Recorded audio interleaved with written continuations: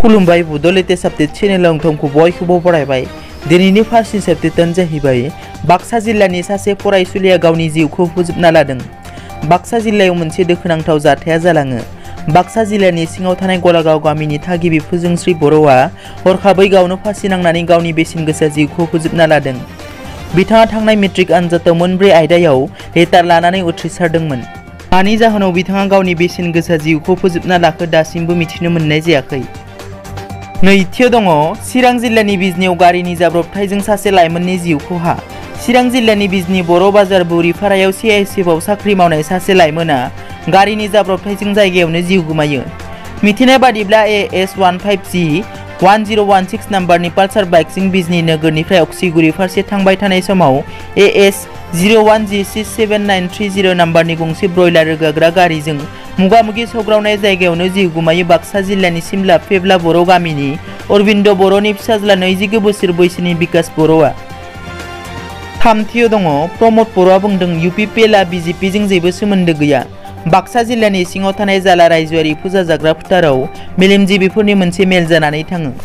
बे मेलाव बर' आरो अना बर'नि माखासे गोरों गोरा सुबुंफोरा बाहागो लानाय हाबाफारियाव गाहाय आलासि महरै नुजाथिनानै मिरु UPPLनि आफादगिरि प्रमद बर'आ।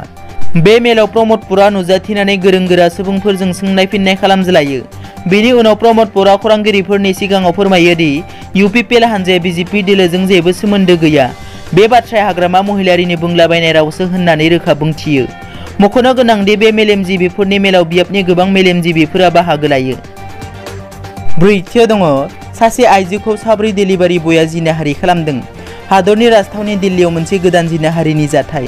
32 बोसोर बैसोनि सासे आइजोआ दिल्लीनिफ्राय गुरुग्रामसिम थांबाय थानाय समाव 4 डेलिभारि बयफोरा हानजायै जिनाहारि खालामनानै बै आइजोनि खर'आव बुनानै जोखोम खालामनानै गालांदों। गाग्लोबजानाय बे आइजोखौ गिबियाव ओनसोलनि सरकारि देहा फाहामसालियाव थिसनदोंमोनब्लाबो उनावहाय मोजां फाहामथायनि थाखाय दिल्लीनि साफरदां देहा फाहामसालियाव लांनाय जायो। मख'नो गोनांदि बे दायजों लोब्बा थानाय 4 डेलिभारि बयखौ पुलिसआ खाना हादों।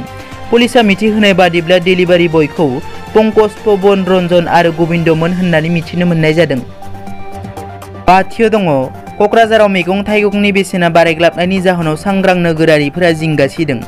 रायजो नाङै मैगं थाइगंनि बेसेना बारायग्लाबनायजों लोगोसे क'क्राझार सहरावबो मैगं थाइगंनि बेसेना बारायनायखौ ओनसोलनि थागिबि सांग्रां नोगोरारिफोरा जिंगा सिदों। 1 किल' आलुनि बेसेना 40 निफ्राय 45 रां आरो सामब्राम गोजानि बेसेना किल'आव 50 निफ्राय 60 रां, जायनि जाहोनाव सरासनस्रा सुबुंफोरा गोबां जेंनाजों मोगा-मोगि जानांदों होननानै रोखा फोरमायो।